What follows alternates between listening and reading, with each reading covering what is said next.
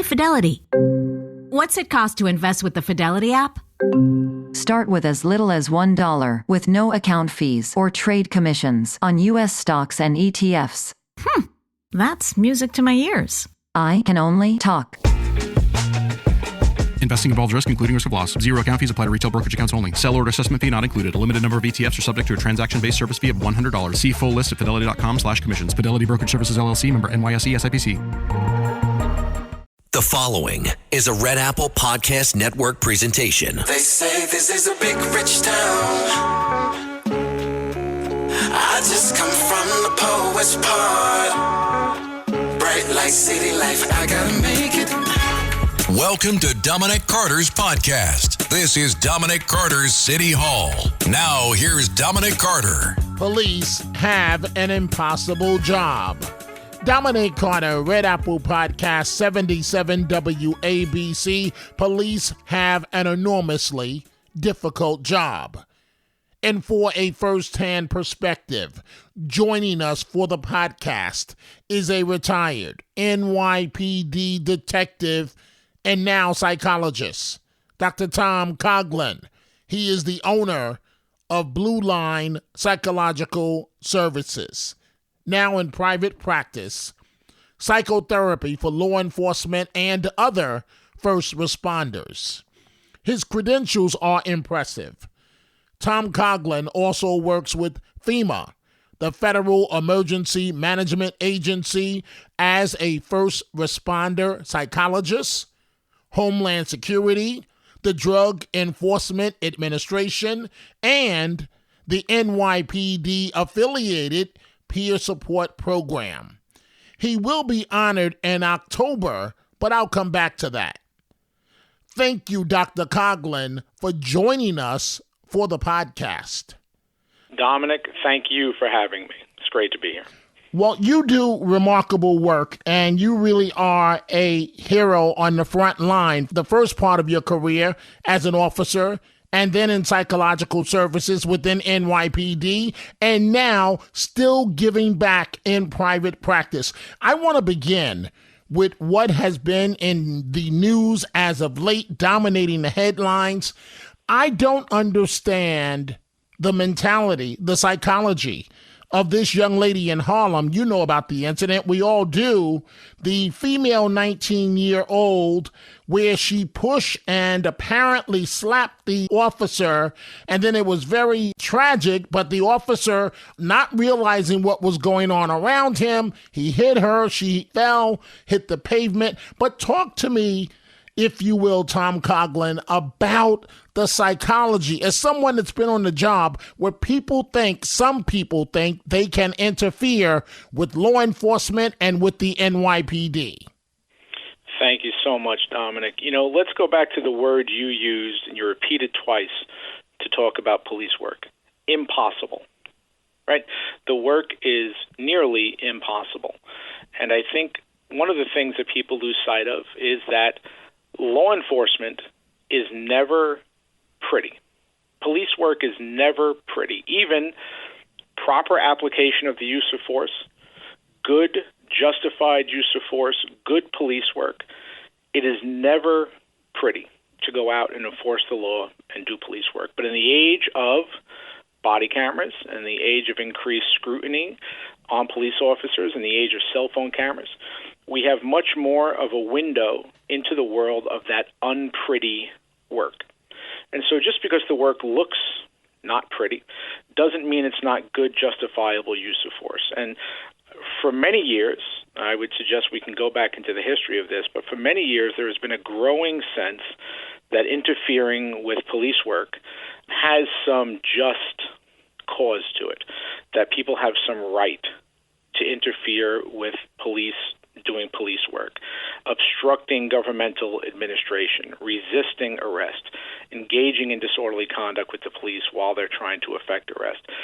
In fact, if we go to both sides of the aisle and we go back to the words of Mayor de Blasio in 2014, when we go back to Mayor de Blasio, perhaps one of the most progressive mayors we've had in many, many years, the words of Mayor de Blasio is that when a police officer comes to the decision that is, they've established probable cause, that it is time to arrest someone, that individual is obligated to submit to arrest. And then he went on to say, every New Yorker should agree to do what they need to do as a citizen and respect the officer and follow their guidance. And that was followed up by City Council member Jumaane Williams, who said, follow the orders of the police.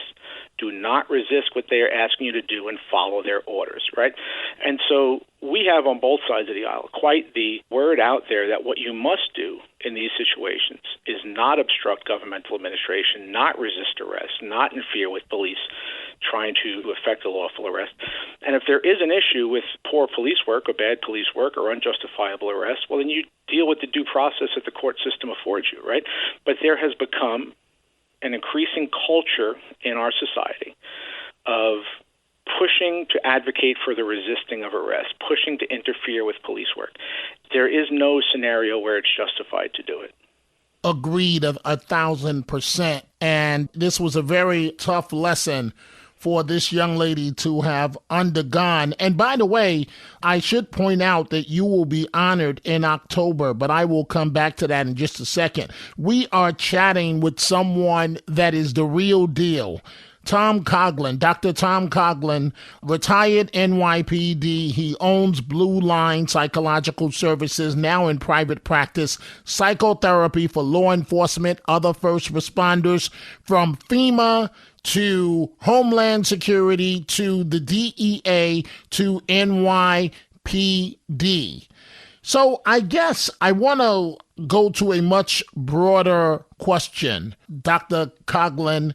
What is the state of mental health in policing today and why?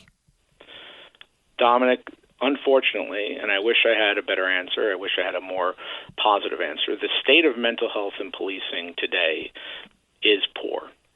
And the reason it is poor is that when we look at reciprocity, right, it's the rare person who goes into police work because they have aspirations to become rich or become wildly successful in that kind of material way in the world. Most people go into policing because they have a sense of wanting to be part of the better side of society. They want to be one of the good guys. In recent years, there's become a lack of reciprocity in that experience. Cops are not experiencing a return on investment for the work they're putting into their job. There's a lack of reciprocity from their agency. There's a lack of reciprocity from the community. And eventually what that leads to over years, it leads to burnout. It leads to this experience of becoming burned out in doing the job. You become apathetic to the work.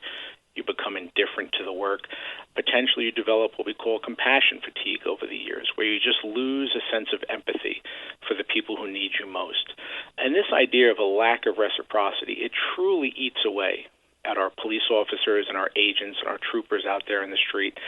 And until we can turn around, until we can change the culture, not only in society, but also within police organizations, within agencies, where there is greater reciprocity for our officers and they feel as if they are valued, that their work means something, and that they're going to work to be part of a good system, until we do away with things like these no cash bail reforms, et cetera, these other policies, that lack of reciprocity will just remain, right? And so we need our officers to feel supported.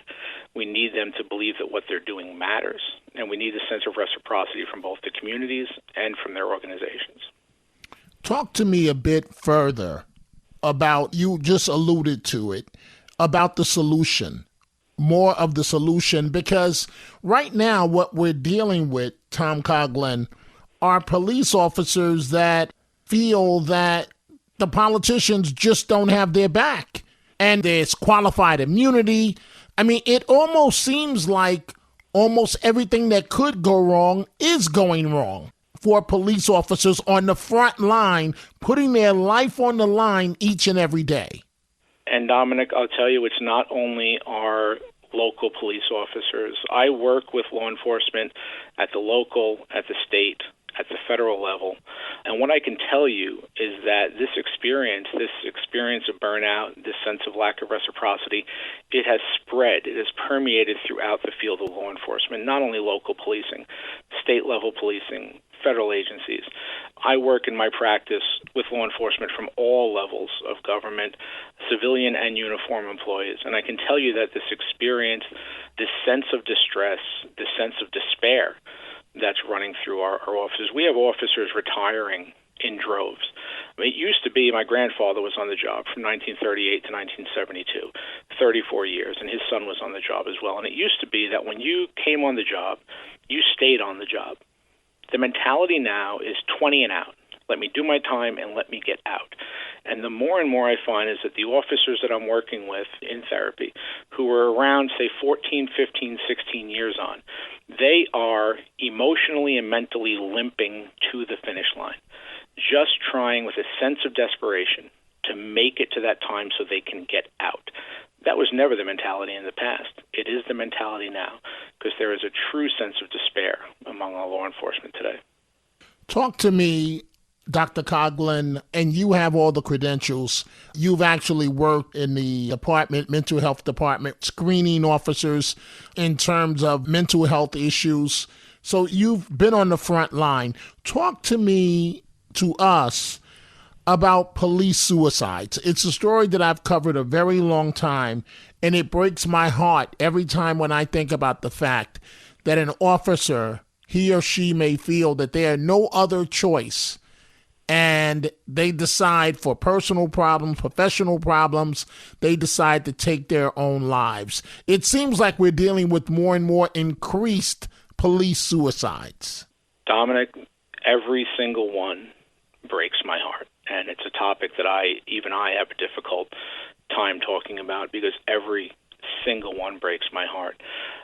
To fully discuss police suicide, we could discuss this literally for days on end in workshops. But to bring it together concisely, when we look at suicide, we have three primary factors. Right? We have a sense of helplessness, meaning that I have no ability to change my situation. We have a sense of hopelessness, which means that today is as good as it will ever be, and today is really bad. Tomorrow will only ever be worse.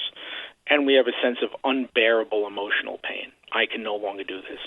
When we put those three pieces together, that sense of psychache, that unbearable emotional pain, that sense of hopelessness, that sense of helplessness, when we put those three things together, and then we pour on top of that ready access to a firearm, and a culture, unfortunately, a culture in law enforcement that has not moved away. It's moving away, but has not fully moved away from self-medication with alcohol and acceptance of alcohol abuse within the culture and a stigma against mental health and a stigma against reaching out and getting mental health treatment. When you put those things together in a pot, suicide almost becomes an inevitability at times. I am so happy that since 2019, the numbers have begun to come down, but we haven't beaten it yet, right? And I believe, if you were to ask me to define what is the crux of the matter, I believe that really the linchpin here is organizational culture. And I could tell you stories about things I've seen and things I've heard within the agency, but what I can tell you is that there are two different sides of the messaging that goes on in law enforcement organizations. There is one side of messaging from the top down that says it's okay to not be okay. We want you to reach out. We want you to ask for help. We want you to make use of all these agency services that we're making available to you.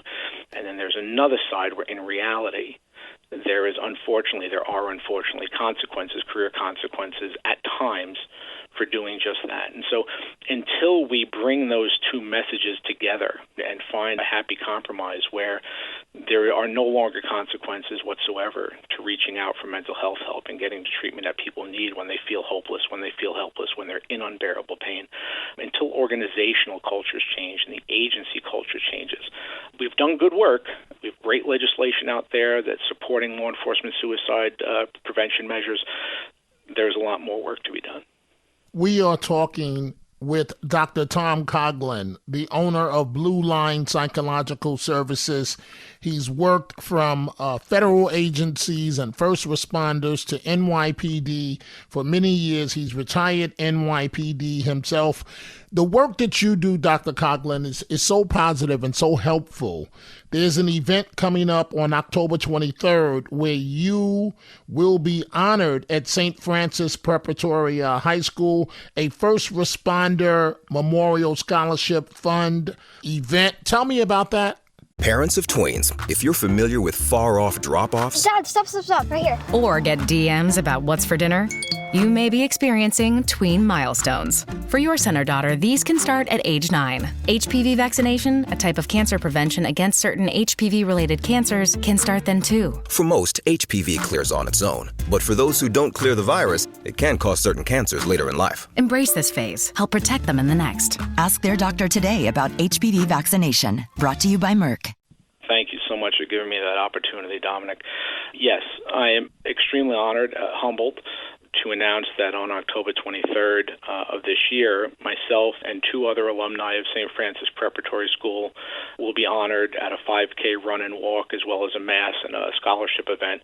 It's in memory of the First Responders Memorial Scholarship Fund at St. Francis Prep, where they identify alumni from the high school who have gone on into the field of first responder work and left their mark sort of on that world.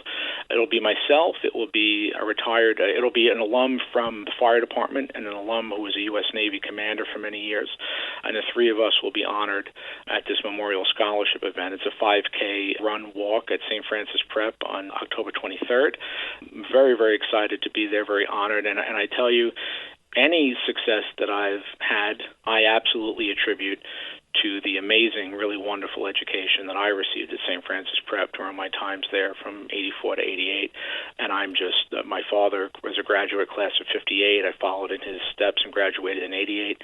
My daughter followed my steps and graduated there in 21. And I am just so honored and humbled to be there. And anybody who wanted to participate or contribute, they can go online to sfponline.org or go to the SFP site at First Responders Memorial Scholarship Fund and get all the information there if they wanted to participate. Well-deserved honor for what you do. The first thing that I noticed in your office is that it's a very private area, and I guess it has to be that way for when you're counseling or talking to a law enforcement officer. And then I noticed the family photos, in which I believe, and I think you just said this, I believe your grandfather was a New York City police officer. I believe your dad, and then yourself. Is that accurate? It was my grandfather, Patrick Fish, and then his son, my uncle, Franklin Fish, and then myself. And then yourself. Yes. And how has the job changed over time? And talk to me for a second about you worked in psychological services in NYPD. What was that like? You know, it was a wonderful experience. When I graduated with my doctorate in 2010, I was working toward my licensure hours. I went to work internally in psychological evaluations, which is the psychological side of the NYPD that does in-service evaluations, not candidate screening, but evaluation of cops who are actively on the job and are having some mental health need. I learned a lot in that position, and one of the reasons that ultimately I retired and went into private practice is that one of the things I learned was that I can do more good from here in private practice than I found that I could do working internally in the department. And that's not, I really don't have much of an invested effort and reason to sort of bash on in internal services. You know, they work for the best interest of the department and the city. But when you're working in psychological services in a department, your client is the police department. Your client is not the cop sitting in the chair in front of you. And so the best interest you have to keep in mind is the best interest of the police department, not the best interest of the cop sitting in the chair. Working in private practice allows me to keep the best interest of my client, the cop sitting on the couch, as priority. And I found that I could do so much more good here than I could have done there. And although retirement was a difficult choice, I found that I can do more good here than I could have done there. How does it make you feel? Because you have photos of your grandfather in your office that he was on the job. Yes. My grandfather's photo sits right above my desk. He stares down at me all day, as does the photo of his daughter, my mom, who passed just a few weeks ago. And he stares down at me all day, and I know that his gaze is upon me. And so it reminds me at all times to keep my ethics and my integrity as a priority in all things, and to know that he is always watching me. And I loved my grandfather growing up. I grew up in the same house with him, and I loved him dearly. And to know that he's watching over me every day, he's watching me over me not only to protect me, but he's watching over me to remind me that I need to keep my ethics and my integrity as paramount. And so it allows me to keep that focus. I really thank you for joining us for the podcast, but I do find the need to ask you this question. Throughout the years of law enforcement, NYPD yourself, then working in psychological services for NYPD, now in private practice, working with local law enforcement, federal law enforcement in terms of psychotherapy. Can you give me one or two examples? What has been the best part of your job first? And then I want to ask you what's been the worst part of your job. Wow. Okay. The best part of my job is seeing somebody come in to my office on day one in a state of absolute emotional distress, feeling hopeless, feeling helpless, believing that things will never be better. And after a period of treatment, seeing that same person, terminate from therapy, discontinue therapy because it's time for them to take what they've learned here and to go back to their lives with it.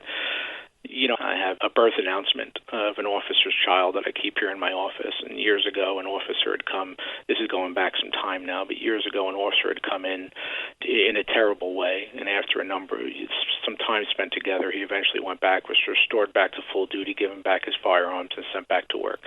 And on the day that we sent him back to work, he gave me a birth announcement. It was a birth announcement of his child. And he said, when I came to you, my wife was 3 months pregnant, and I had a gun against my head, and I was drinking, sitting in my car, completely intoxicated, ready to kill myself. And I made the decision to call for help. And if it weren't for you, if it weren't for the opportunity to help for people like you, my son wouldn't have a father today. And he gave me that birth announcement, and it stayed with me. It stayed with me since, and I keep that birth announcement in my office. And so moments like that make everything that's led up to today worth it, every experience worth it. So those are the good moments. They might not sound like good moments, but those are the good moments. The hard moments are the ones that I can't help. The ones who won't come, or the ones who come because they're here on an ultimatum, they're here on a second chance agreement and not truly engaged in the treatment, and they come and they move through the motions and they go on with their lives, and I feel like there's a lost opportunity, right? And so I think those moments when I feel like I didn't connect right, when I feel like I didn't do it that time, those are the hard moments, watching the ones leave that you feel like you maybe didn't help fix, right? Wow.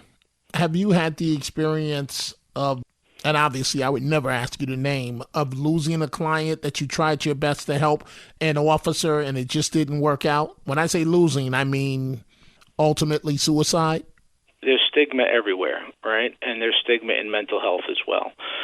And even therapists have things that they feel stigmatized by and that they don't talk about. And patient suicide, client suicide is a horrific experience.